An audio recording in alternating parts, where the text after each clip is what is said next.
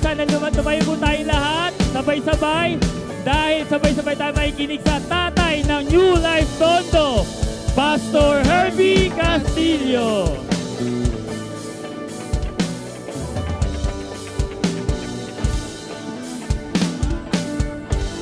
Bago tayo umupo, apiran mo yung nasa kanan, nasa kaliwa, sabihin mo sa kanya, Happy New Year.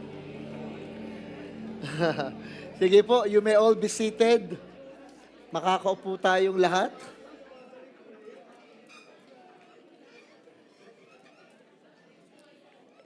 So far sa mga oras po ito, we are now on our 90% of our renovations. Siguro po sa linggo, matatapos na yung ating renovations ng ating church sa labas, sa likod, itong gilid po ito. And it's such an honor, how God provided. Pangalawa, maraming salamat sa inyo. Alam kong nasa mode pa kayo ng vacations. Yung iba nga wala pang service, online pa lang din. But you decided to came today.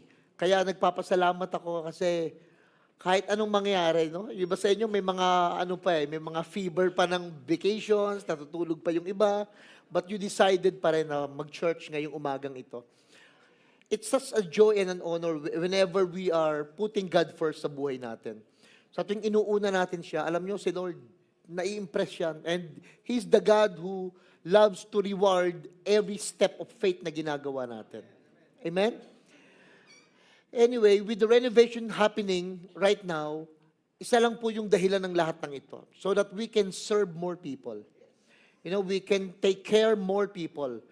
Yung pong ginagawa nating cafe area sa likod at sa harap natin, yung ginagawa po nating pagpapalaki ng space natin. In fact, itong gilid po na patay na ilaw dyan, we can add at least 80 na bangko, 80 chairs ang kaya nating ilatag. Dahil nga, di ba, alam nyo na, every service talaga siksikan tayo, so we will have another chance para makaupo yung ibang mga tao. Amen? Kaya with all the provisions, with all the faithfulness God is showing to us, wala tayong ibang masabi kundi mag-worship, magpasalamat, at wala tayong ibang masabi kundi, Lord, we will never stop really loving you and loving people. Yun lang talaga yung susi ho. Mahalin ng Diyos at ang tao. Sa tuwing na-fall in love tayo more and more and more sa mga tao because of what God's pouring out in our hearts, sa love na meron siyang binubuhos araw-araw sa puso natin, nag-o-overwhelm yun Nag-o-overspill yun sa atin, umaapaw yun, yung pagmamahal na binubuhos sa atin. That's why we are able to love more people. Kaya wag mo kayong matakot magmahal. Wag kayong matakot magpatawad. Wag kayong matakot magbigay. Wag kayong matakot magtiwala. Wag kayong matakot umunawa. Because hindi kayo mauubusan. Wag niyong tanggapin yung mindset na pagod na ako, ubos na ako, drain na ako. Because ang source mo, hindi yung sarili mo. Ang source natin si Jesus. That is why you will never be drained. Hindi ka mauubusan. Sabi mo nga sa katabi mo, hindi ka mauubusan. Alam nyo, if there are two things that I've got from my spiritual father, sabi niya, Herbie, in life, there are two things that are very hard. May dalawang bagay daw sa buhay ang mahirap. Alam nyo kung ano? Starting tsaka finishing. Maraming tao hindi masimulan ng isang bagay na gusto niyang simulan. Kaya ang laging tanong, paano ako magsisimula? Saan? Kailan? At the same time, marami naman magaling sa simula pero hindi matapos. Kaya pansinin nyo, sabi ng Lord kay Joshua, sabi sa kanya, be strong. Tapos sinabihan siya ng be courageous. Why? Because we need strength to start something. But at the same time, we need courage to finish it. Kailangan ng lakas para magsimula sa lahat ng bagay. Negosyo, relationship, family, check-up, exercise, everything. Kailangan natin ng strength ni Jesus. Pero at the same time, we also need courage from Him para tapusin yung commitment. And I do believe the ability for us to finish something can only be achieved pag yung commitment natin stronger than our emotions. Yung commitment mo really to trust God na yung sisimulan at tatapusin mo, alam natin, pag nandun yung commitment mo sa commitment ni God sa buhay natin, it will end up successful. Sabi ng Philippians 1:6 ni Paul, He who began a good work in us siya din daw yung faithful na tatapos nito. Alam ko, marami po sa atin, ang mundo actually, they have what they call New Year's resolutions. I'm not a fan of it, sa totoo lang. Ng New Year's resolution. Kasi maraming bagay beses mong gagawin yan, hindi naman talaga nasolusyonan yung bagay na pinangako mo sa sarili mo. Kaya you just go with the flow. Pero what I want to tell you this morning, how are we going to end the year strong, but at the same time, we are going to entering the new year prepared. Wala nang pinakamagandang bagay sa buhay ng isang tao pag prepared ka. Although, hindi lahat ng nangyayari sa buhay natin, mapaghahandaan mo tulad ng death, tulad ng accident, tulad ng sickness, at kung ano-ano pa. There were so many things that you cannot prepare, pero iba pa rin pag prepared ka. Actually, heaven is a prepared place for a prepared people. Things na mangyayari sa atin in eternity, nakaprepare yan sa mga people whom God prepared in advance. Ang maganda lang, when we are not yet in Christ, all about our preparation. But the moment nagkaroon tayo ng awareness who Christ is in us, who we are to Him, and who is Him to us, na-realize natin na even the preparation itself, it's God who prepared it in advance for us to do. Sabi in Ephesians 2:10, we are His workmanship, which created in Christ Jesus for us to do good work. Kaya pala pati yung paggawa ng mabuti, both to do and to will, kay God pa rin galing. So yung makagawa ka ng mabuti, prepare yan talaga ni Lord in advance para gawin mo. Kaya kung halimbawa magmamalaki tayo sa sarili natin na nagawa natin yung mabuti sa kapwa, let me tell you, inarrange yan lahat ni Lord. Kaya tayo makakagawa ng mabuti sa kapwa natin because God prepared it in advance. Ang maganda lang, sa nangyari buong 2025, ngayon, imagine, kung may mga mag-asawa dito, look at that. 2025, ano na ngayon? 2026, kayo pa rin dalawa. Kung meron sa inyong nagkaroon ng sakit, look at you now. Hindi kayo na bedridden, hindi kayo namatay, buhay at gumaling, malusog ka ngayon. Kung nawalan kayo ng pera, look at you now. Hindi ka naman namatay sa gutom, baka nga mas marami ka pang pera ngayon sa bulsa eh. Hindi ko lang alam sa iba, kung meron sa katabi mo, hindi ka sure.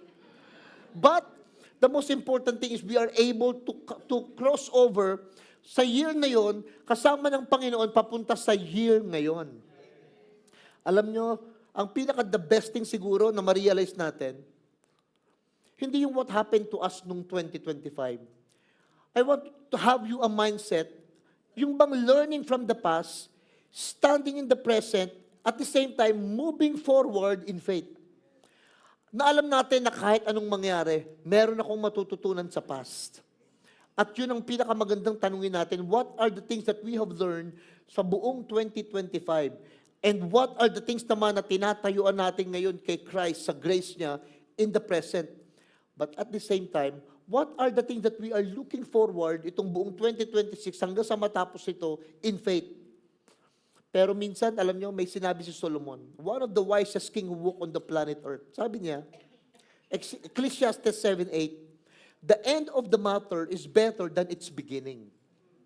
Yung patience daw, better than any pride. Lahat ng bagay na pinagmamalaki mo, kung naging pasensyoso ka lang, mas better yon.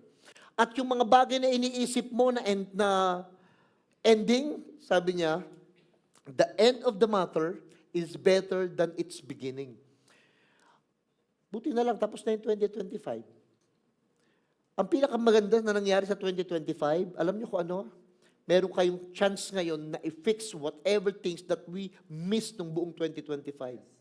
Kung naging masyado kang stingy, naging masyado kang doubting, naging masyado kang selfish, may chance tayo ngayon sa grace ni Lord na ma-fix ito buong 2026. Imagine yun ang maganda, magpapalit ng taon, magbabago ang tao, pero hindi ang Panginoon. Constantly, He remains faithful. Kahit maraming faithless, unfaithfulness happens buong 2025, may chance tayo to experience it again ngayong 2026. Kaya lang, ano magandang gawin sa 2025? You know what's the best thing to look or to do sa 2025? Look back with gratitude, not with regrets. Lahat ng bagay na hindi nyo nagawa, hindi nyo nasabi, hindi nyo napuntahan, hindi nyo nakain, hindi nyo naisip, forget it. Huwag nyo nang pagsisihan yon. Ang gawin nyo, pasalamatan yon. Yung muko, minsan when you are on your private moment sa buhay nyo, sa banyo, sa bahay, sa sasakyan, sa plaza, whenever you are, as long as you find your private moment, at sabihin mo sa sarili mo, Lord, thank you talaga. Lahat nung nangyari, nasabi, naisip, ginawa sa akin at ginawa ko sa iba, I am better now. Why don't you look back with gratitude? Kumbaga, kung may titignan ka sa kaibuturan ng puso mo, huwag nang panghihinayang at paninisi. Don't blame others or please stop blaming yourself. Yung iba, kung di sisisihin ng iba, sisisihin ng sarili. Tingnan niyo itong Psalm 103 verse 2. Ang kausap ni David, sarili niya, praise the Lord, O my soul, forget not all His benefits. Kumbaga, pagkatapos ng isang buong taon, ang pinakamagandang sabihin sa sarili, hindi ko kakalimutan lahat ng mga bagay na magagandang binigay mo sa akin. Just look back with gratitude. You cannot move well, sa totoo lang. Hindi ka makaka-move on ngayong 2026 pag ang lagi mo tinitignan yung mga nakasakit sa iyo.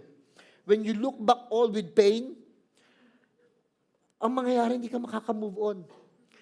And tandaan nyo ito, that God never wastes any year. Sa totoo lang, even the hard ones. Walang nasayang na taon sa buhay natin. PH, siguro yung 2025, naging taon niya na parang ang daming sakit, ang daming kakulangan, ang daming away, ang daming misunderstanding. Nagkaroon ng sunog, nagkaroon ng baha, nagkaroon ng kung ano-anong mga problema. Look at this. Even those hard times sa buhay nyo, walang nasayang doon kahit isa. Why? Kasi ang gusto ni Lord, maging strong tayo, mas maging understanding tayo, mas maging loving tayo. So sa kabila ng lahat ng nangyari yon, ang end up, you become a better person. Amen? Kaya talagang the Lord, minsan pag kumilos siya, even what the works of the enemy sa buhay natin, nata-turn around niya for the benefit of His people. Alam niyo maganda sa ups and down, sa in and out, yung mga magagandang mga ups ng moment natin at saka yung mga down moment, minsan ang na-appreciate natin yung mga up moment lang Hindi natin nakikita yung down moment Yung ups moment actually, it reveals God's goodness. Pero alam niyo ba, yung mga down moment natin, nire-reveal naman niya yung God's faithfulness. Pag nasa up ka, I want you to see how good God is. Pero pag nasa down ka, I want you to see how faithful God is sa buhay natin. Para hindi tayo umaangal. Bakit ganito yung nangyayari? Whenever you feel down, business, immune system, relationship, dreams, and hopes, pag palagay nyo babang-baba, sad-sad ka, alam nyo, lagay nyo sa isip nyo, God is faithful. Pag nandun naman kayo, nananagana, paldo-paldo, malusog, healthy, masaya, eating good food, being in a good place, with the right people, lagay nyo sa isip nyo, napakabuti mo talaga, Lord. Para sa ups mo, you think of His goodness. Sa down mo, you see His faithfulness. Walang yabang tuloy. At the same time, walang insecurities. Hindi ka magyayabang, hindi ka rin naman kakawawain mo, isa-self-pity mo yung sarili mo. Why? Because you know that in your ups and downs, God is there. Palakpakan natin si Lord. Bakit mo kailangan malaman to? Because gratitude turns anything into a testimony. Alam niyo yung gratitude, yung mapagpasalamat, tine-turn out niya yung mga bagay na na-survive mo sa isang testimony. Na parang pwede mong sabihin sa sarili mo, Lord, thank you. Kasi sa kabila ng lahat ng nangyari ito, grabe. Grabe, Lord. Ang bait-bait mo talaga. I know there were times in our lives na hindi natin naintindihan yung mga bagay sa buhay natin. Marami ako din May mga nangyari sa buhay ko, hindi ko ma-explain. Bakit nangyari, hindi ko maintindihan. Pero I want to tell you straight, when you did not understand then, God was still using it. Yung mga bagay na hindi mo intindihan, magugulat kayo, even that gagamitin ni Lord.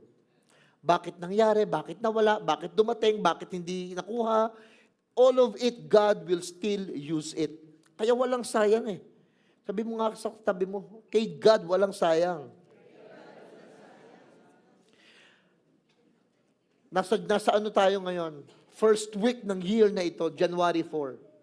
Before we continue the year sa life nating ito, I want you to think not of the victory, but the lessons. Pagkatapos ng 2025, alam niyo ang isipin niyo, hindi lahat yung magagandang bagay lang. Not all those victories and triumphs. I want you to think, what are those lessons I have learned? Kayo mag-asawa, usap kayo, what are the lessons you have learned? Kayo sa sarili niyo, what are those lessons you have learned? Pangalawa, the best way to end the year strong and to be prepared for this is to let go of what we must stay in the past. Kailangan yung i-let go at pabayaan yung dapat mag-stay from the past. Please, meron akong suggestion sa inyo. Naranasan nyo na bang maglipat ng bahay? Yung lumipat kayo ng bahay? Pag lumipat kayo ng bahay, iwan nyo na yung mga basura, ha? Huwag nyo dalhin yung basura nyo sa lumang bahay, papunta sa bagong bahay nyo. Please, leave it all. Ang dalhin nyo lang yung mga may value. Try to forget it. Isaiah 43, 18, 19. Forget the former things. Do not dwell on the past. Why? Sabi ni Lord, see, I am doing a new thing. Alam niyo maganda, whenever you forget, God can do new. Pero God cannot do something new if you're not forgetting it. Hanggat di mo nililimot, di siya makapagpasok ng mga bagong memories, bagong mga alaalang magaganda. Kasi nga ayaw mong i-forget, your mind has been filled up by all those unforgettable pain moments sa buhay mo na ayaw mong limutin. That's why we have to decide. Under His grace na, Lord, I decided to forget it. Kailangan yung kalimutan. Minsan, alam nyo, hindi lang mga down moment ang kinakalimutan, ha? Minsan, pati magagandang bagay na nangyari, kinakalimutan. Kasi minsan, yung magandang bagay na nangyari sa inyo from the past, nagiging standard mo para hindi mo ma-appreciate yung meron, eh. Pansinin nyo minsan, may mga people, ayaw kalimutan yung maganda, pinagmamalaki lagi, dati ang sweldo ko ganito. Dati ang trabaho ko ganito. Dati ganito yung pagkain namin. Dati ganito yung lugar natin. Dito tayo nag-check-in, dito tayo pumupunta. Pero ngayon, wala na. Minsan, limutin mo na yun para lang ma-appreciate mo yung wala ngayon. Minsan, nagiging hold yun sa atin. Yung mga bagay parang hindi ma-appreciate. Lagi ka may standard before. Kaya hindi mo tuloy ma-appreciate yung ngayon. What must be released? Una, ang talagang dapat inaalis natin, all the guilt that God has forgiven. Let me tell you straight, your sins, your guilt, your embarrassment, already been forgiven by the Lord. Pinatawad na ng Panginoon, kalimutan mo na. Huwag ka nang mag-guilty. For all the things that you haven't said, for all the things that you haven't done, huwag ka nang mag-guilty. Forget it. Siguro kung nakapagpa-check up lang ako noon, siguro kung nakapag-apply lang ako noon, siguro kung nasabi ko lang sana, kung di sana ako nag-resign, kung di sana ako lumipat, kung di, lahat ng yun, wala na yun. You are forgiven. Sabay-sabay, sabihin nyo nga, I am forgiven. So set those guilt free. Palayain niya na yung mga guilty feelings na yan. Pero minsan, look at me. Minsan, hindi yung guilt feelings mo sa sarili mo, eh. Minsan ikaw nag-guilt trip ka sa iba, eh. Minsan gini-guilt trip mo yung iba. Ayaw mo silang palayain, gini-guilty mo sila sa mga bagay na ginawa nila na matagal na. Yung ginawa nila last year, gini-guilt trip mo sila. Ikaw gusto mo ma-set free ka, pero you don't want other people to be set free, kaya gini-guilt free mo, eh. Gini-guilt, yung bang, alam niyo ba yung sinasabi ko? Na minsan nang-guilty ka, kung hindi mo yan ginawa, hindi tayo magkakaganito ngayon. Kung hindi mo yan pinuntahan, kung hindi mo yan kinausap, kung hindi mo yan chinat, kung hindi mo pinasok yung trabaho na yan, kung hindi ka nag-resign, nanggigilty ka, minsan may ganun, eh. But, yan isang mga moment sa buhay natin that we must release that guilt feelings. So, i-release nyo din yung mga ginigilty nyo. What must be released? Failures that taught you. Mga failures sa buhay natin na talagang nagturo sa atin paano makabangon, paano maging accepting, paano maging matured, paano maging responsible. And at the same time, we must release the pain that shape you. Alam niyo ba, si Lord, napakabait talaga, napakabuti talaga ni Jesus to a point na even those hurts and pain, sineshape niya para magkaroon tayo ng magandang ugali. Alam niyo ba, bakit mabibilib ka sa mga taga-Tondo, lalo yung mga nanay? Katakot-takot na problema ang pinagdaanan niyan, pero grabe ha, parang baliwala. Buhay pa rin hanggang ngayon. It shows that how hurts and pain shape them. Ayaw natin ng hurts and pain. Pero the Lord, even that, can use it eh. Gagamitin talaga ni Lord minsan yung mga ups and down ng buhay natin, pati yung masasakit na mga pangyayari, para makita natin, paano na mold yung character natin in Christ-likeness. And so, pag wala na yung guilt, wala na yung failure, wala na yung pain, ang sarap mabuhay ngayong 2026. Why? Because you cannot carry yesterday's baggage into tomorrow's blessing. Hindi nyo mabibitbit yung mga baggage na yan nung nakaraan para mabitbit mo yung blessing ngayon. Kailangan talaga bitawan mo muna so you can receive more. Amen? For you to be able to receive more, let go of those things. Kaya wala kayong blessing minsan, ayaw mag-let go ng mga dating bagay. Pero pastor, di ba mahalaga yung past? Let me tell you straight, God does not consult your past before creating your future. Alam niyo bang hindi niya muna titignan yung past mo? Alam mo sino mahilig tumingin sa past? Yung katabi mo, yung mga tao sa paligid mo. Ang mahilig tumingin sa past, yung mga tao, sila yung lagi magre-remind ng past mo. Sila yung lagi magsasabi ng mga nakaraang bagay na ginawa mo. Tapos at saka kanya i-judge based dun sa past mo. Tsaka kanya i-judge, tsaka kanya i-bless, tsaka kanya hindi i-bless base sa past mo. Buti na lang, hindi ganun si God. Hindi niya kinukonsulta yung nakaraan mo. Ang ginagawa niya, kinakalimutan yung nakaraan mo, piniprepare niya yung future mo. We should have a thoughts like Jesus na alam niyo kung ano, huwag natin gamitin yung nakaraan ng iba. Huwag natin isumbat yung nakaraan ng iba. Prepare natin yung future. Like what I have said, you don't pack the trash when moving into a new house. Ang bibit-bitin lang natin, mga may value. Yung mga mahalaga lang sa buhay. O guess what? Ano yung mga mahalaga sa inyo ng 2025? Bit-bitin mo sa 2026. Pero yung mga alam nyong nakasakit lang, nakabigat lang, nakastress lang, iwan nyo ng lahat yan. Amen? At kung may mga taong naging mga toxic sa buhay nyo, damay nyo na sila, iwan nyo na rin. Huwag lang yung asawa. But those people who napalagay mo naging toxic sa relationship mo, sa buhay mo, you decide, Lord, I love those people, but I need to move on. I need to go on with my life. Amen? Pangatlo, to end the year strong and to be prepared in this coming year of 2026, you need to stand strong where you are right now in grace. Alam nyo, nasa biyaya tayo ng Panginoon, nasa grace tayo ni Lord. Ang kailangan mo lang gawin, having all the stand.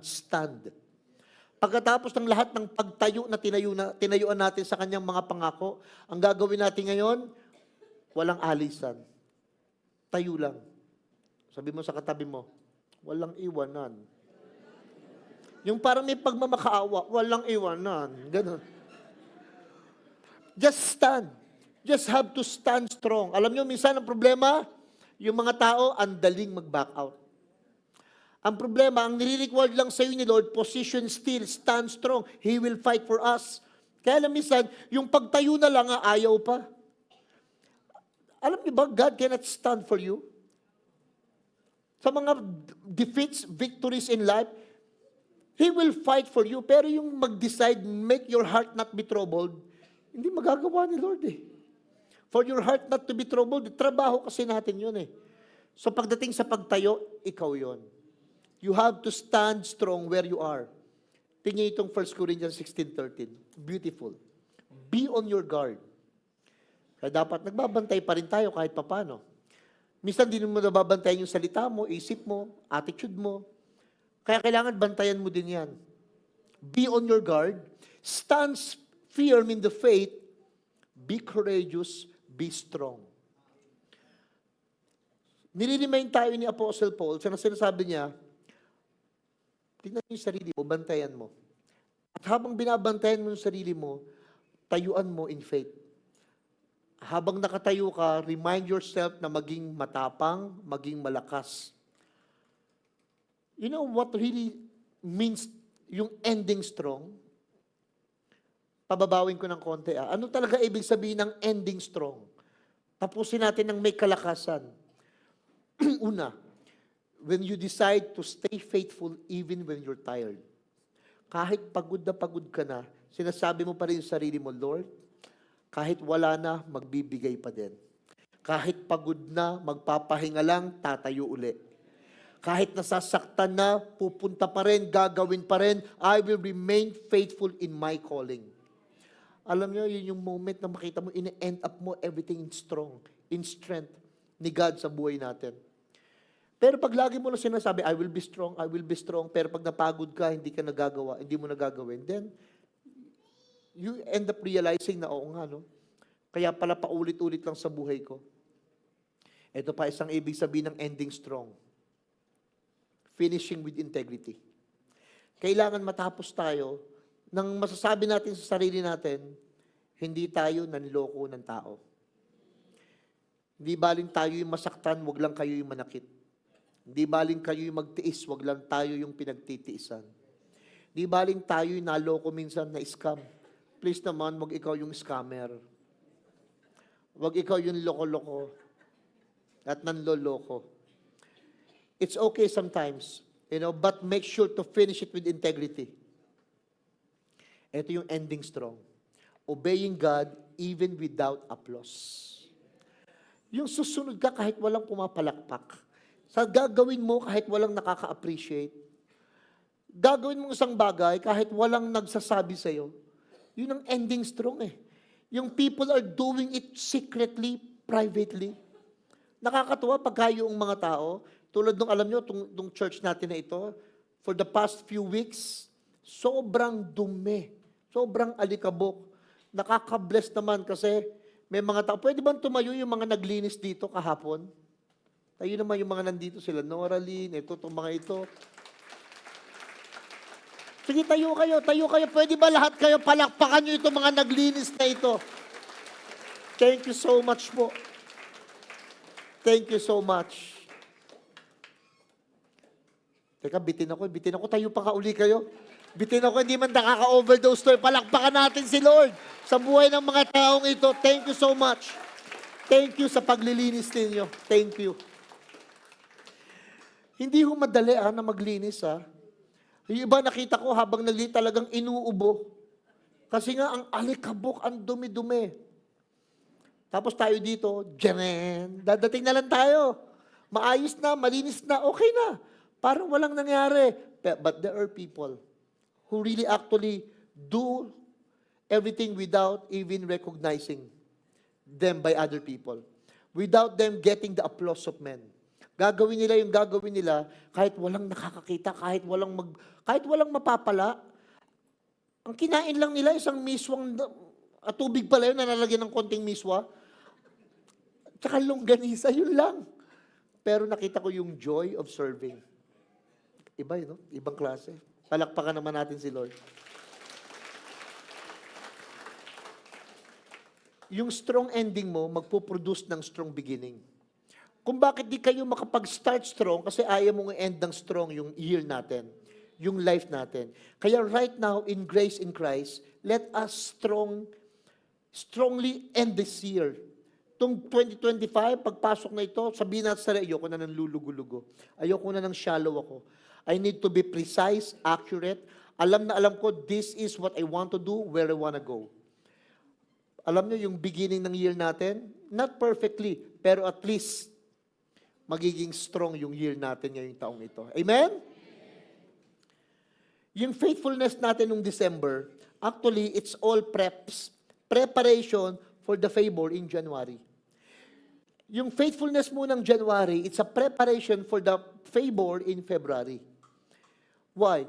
Kasi doon nakikita na yung faithfulness ni God sa life natin, nag-spill over to become youth, na maging faithful ka din sa iba. Sabi ni Lord, principles ito 8:22 ng Genesis. As long as the earth remains, seed time, harvest. Heat, cold. Para bang lahat yan iikot sowing, reaping. Mangyayari, may faithfulness kang pinapakita back dahil sa faithfulness ni God sa'yo. May favor na nag-aabang sa'yo. May faithfulness kang ginawa, may favor na nag-aabang. Iba, abang na abang ng favor, pero hindi faithful. Para bang abang na abang ng reap, ng tanim, ng ani, pero walang buto, binhi na tinanim. Sana ma-realize nyo na yon. Na those people who are reaping a lot are those people who are sowing a lot. Those who reap generously because they've been sown bountifully. Kaya sila nagre-reap generously, marami kasing mga tinanim yan bountifully. Principles yun kahit ng mga atheists, kahit ng Islam, Hinduism, kahit na anong religion sa buong mundo, principles yung sowing and reaping, hindi lang sa Christians. It's a principles. Now when you be faithful to, I'm not talking to your family, to other people, na walang connection sa'yo, dun kasi nagkakaroon ng connect sa atin ng hindi bloodline. Doon nagiging totoong-totoo yung reaping and sowing and reaping sa buhay natin. So how you will end the year determines how you enter the next year. How we will end the 2025 will determine actually yung 2026. Kaya lang, buti na lang, may grace talaga si Lord. Kasi how many people are hearing the message? Hindi naman lahat nakakapakinig. Yun nga lang, dahil sa biyaya ng Panginoon, nakakasurvive yung marami. Pero imagine, kung may grace na si Lord, tapos yung grace pa na yun, nag-ooperate sa buhay natin, na-apply natin yung mga principles ng life, imagine how life would be better. Mas magiging mas masaya pa sana. Another thing, enter the new year prepared, not just hopeful. Alam niyo, maraming tao ngayon hopeful. Maraming tao ngayon New Year's resolutions. Maraming tao ngayon magpa-plan sila ng mga gagawin nilang diet. Magpa-plan na isang cup na lang talaga ng rice. Hindi lang sinabi ko anong size yung cup, ganyang kalaki naman pala. Isang cup nga lang yon. Maraming mga sasabihin sa sarili nila, ganito gagawin ko, ganyan ang ayusin ko, but ang end up, wala. Proverbs 21:5.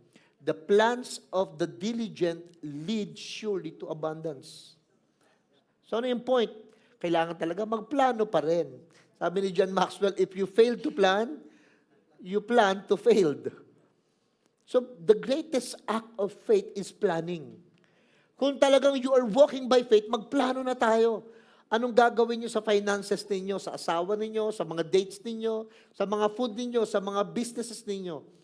Anong plano? Do some planning sa buhay natin. Anong ginagawa natin yung intentional? Sabi nyo nga intentional. What do you mean by that? Pray intentionally. Plan wisely. Walk obediently. Magsimula na kayong magano, Lord, intentionally sasadyain ko talagang ipagpe-pray ko itong bagay na ito. What are those things that you want to see? Pray about it. Pray about it. To be honest with all of you, maraming beses akong lumakad-lakad sa lugar na ito nung wala pang nag-start tayo ng renovations. Maraming beses akong lumakad back and forth sa quadrangle nung hindi pa nagsisimula yung Thanksgiving. Everything that happens in our church, renovations, provisions, Thanksgiving, lahat ng mga yan, from finances to manpower to services, I started to pray it out, walk it out. I pray out, lakad-lakad, pray and declare, speaking in tongues, praying the declarations, getting it in the spirit, and then boom, ayun na. Intentionally, you pray about it. Gusto nyo ng healing, you pray about it. Promotion, you pray about it. And then, plan wisely. And then, huwag matakot, walk obediently.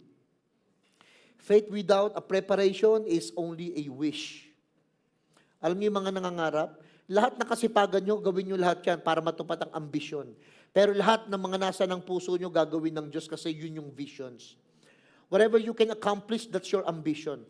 Pero yung vision, only God can accomplish in your life. So hanapin natin yung mga bagay na yon sa buhay natin. Pag nagpe-pray kasi tayo, naa-align yung heart natin. From fear to faith.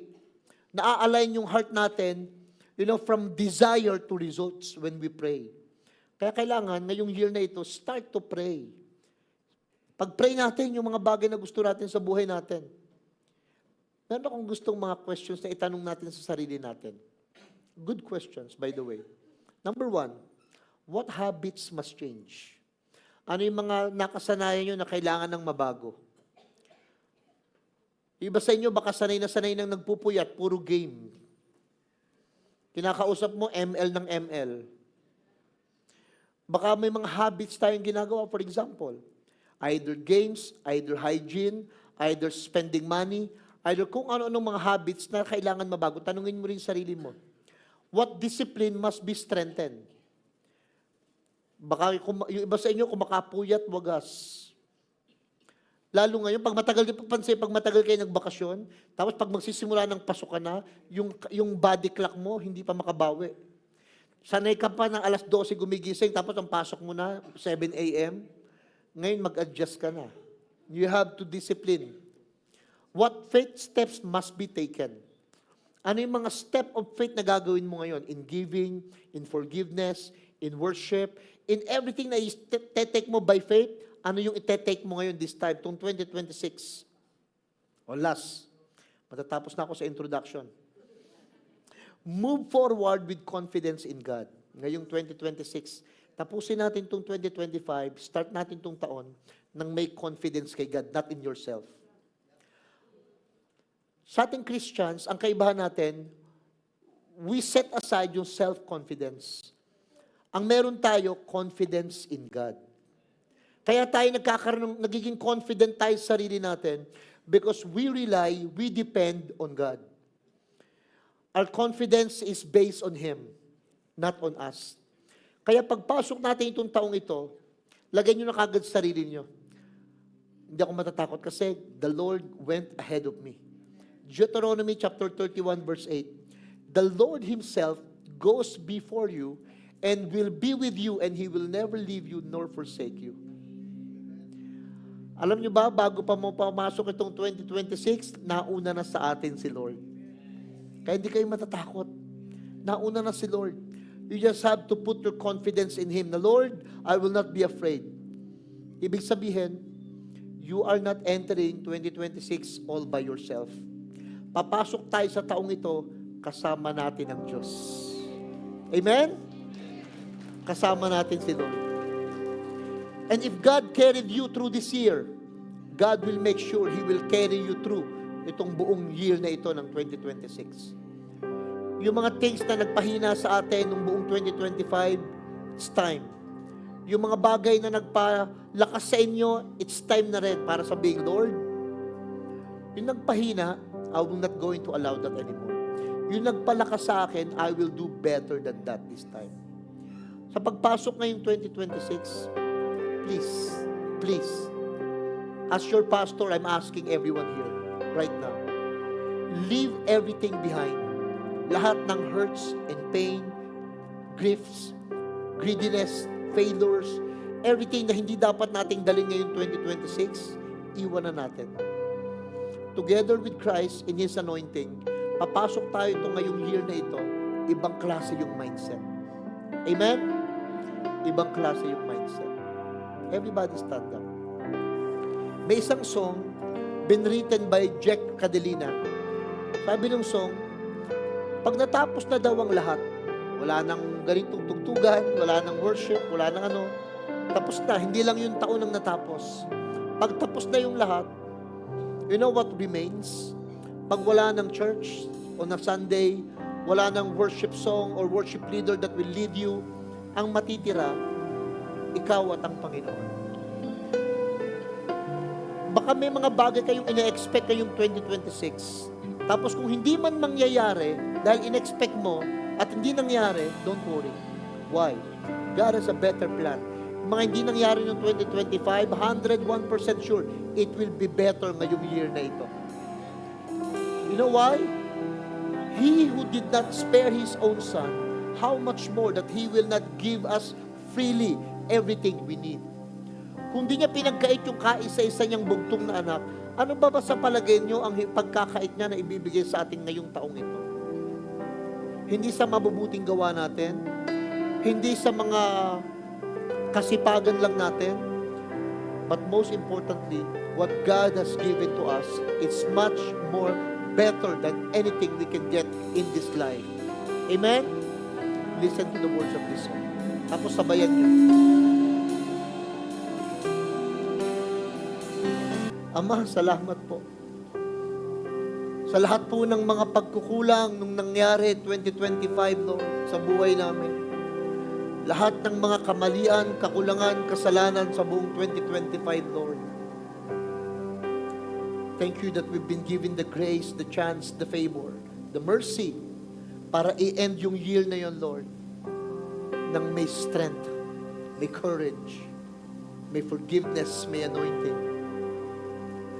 Ngayong year 2026, with every person that are in this room, Lord, together with their families, we will prepared, entering, Lord, handa kami na papasok sa 2026, kasama ang grace mo, kasama ang biyaya mo, Panginoon, kasama ang kalusugan, pagpapala, kagalingan, Lord, at kaligtasan ng buo naming pamilya, Ama. Papasok kami sa 2026, Lord, na nakatutok, nakatuon ang aming mga paningin, pananaw kay Kristo. Nakabuhos, Panginoon, ng pagmamahal sa iyo at sa mga kapwa namin, Lord. Papasok kami ngayong 2026, Lord, determined, full of faith, courage, and strength, Lord, because of you, Jesus. Because today, we realize how important, Panginoon, yung nangyari sa amin from the past year, Lord. Yung last year na natapos, nakita namin gaano kakabuti at gaano kakatapat sa bawat isa. That is why, Lord, today, wala kaming ibang pwedeng hilingin pa. Kung binigay mo yung kaisa-isa mong anak, Lord, yung buhay na dalisay, wagas, Panginoon, sa aming lahat. This year, 2026, it's gonna be a good year for all of us. It's gonna be a better year for all of us. It's gonna be a prosperous year for all of us, Lord. But at the same time, Lord, at the same time, prepared kami, ready kami for what is coming. Ups and down, in and out, good or bad, prepared ang iyong mga anak, Lord. Kaya salamat po, Ama. Salamat po, Lord. Napakabait mo, napakabuti mo sa buhay namin. We really want to worship you, Lord. Praise your wonderful name for everything that you have done sa buhay namin. Salamat sa lahat ng provisions. Salamat sa lahat ng healing. Salamat sa lahat, Ama, ng pag-rescue, pag-delivered sa amin. Salamat, Lord, sa lahat po, Ama, ng pag-intervene sa mga plano namin, Lord.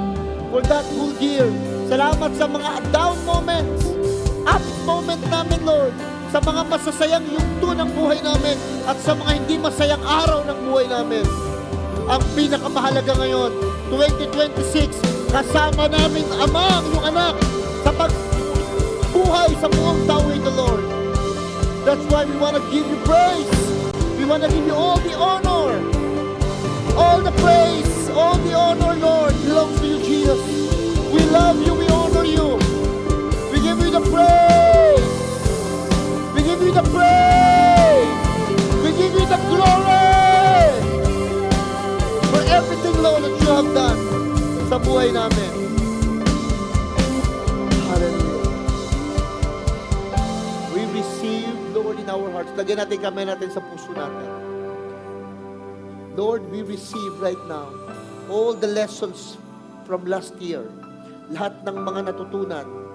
Mag-create ka ngayon ng wisdom, Lord. From all those past mistakes, failures, pain noong 2025.